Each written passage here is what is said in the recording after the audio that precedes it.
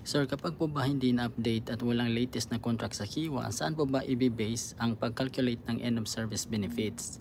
Yun po bang sahod sa naunang kontrata or yung aking sahod na natatanggap ngayon kada buwan? The answer is dapat ang pag-calculate ng ating end of service benefits ay yung ating current salary or compensation at the moment. So doon po pagbabasihan ang pag-calculate ng ating end of service benefits.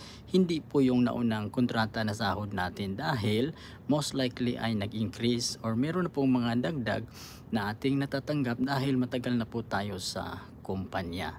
So dapat po ay ipaglaban natin kung ano talaga yung ating dapat na makuha, especially sa ating current na compensation, dahil ang pag-calculate ng end of service benefits ay hindi lang naman doon sa ating base pay or sa ating basic salary. Marami pa pong karagdagan dyan.